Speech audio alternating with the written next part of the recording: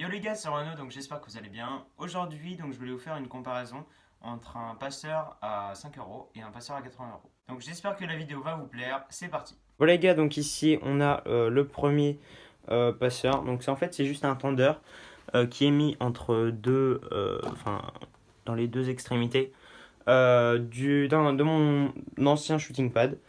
Et le deuxième passeur, c'est le Extreme Passer de Hockey Shot. Voilà. Donc, ce qui est très bien par rapport à l'autre, c'est qu'on peut le visser et le dévisser à la plaque. Donc, je trouve ça vraiment, vraiment bien pensé. Je vous ferai peut-être un tuto comment faire un shooting, enfin pas un shooting pad, un passeur un peu comme celui-ci, mais avec le budget et juste le matériel de celui là-bas. Donc, je trouve que les deux sont à peu près équivalents, même si celui-là est quand même beaucoup mieux. Donc, ils sont pas équivalents. Là, on a une petite poignée, donc si on veut le transporter, mais bon, moi ça bouge pas de chez moi, donc ça ne sert à rien. Je trouve que le renvoi du palais est à peu près le même.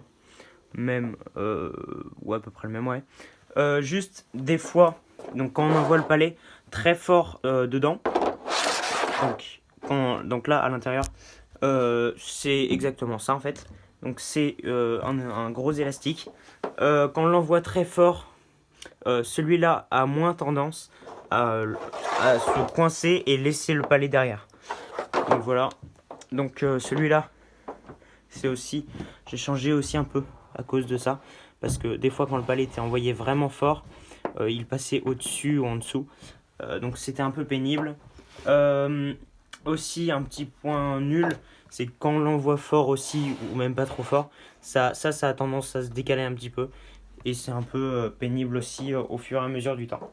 Voilà les gars, donc là je vais vous faire une vraiment rapide démonstration. Donc on envoie le palais comme ça, vers le milieu. Et ça nous le renvoie. Celui vers les côtés aussi, ça marche très bien.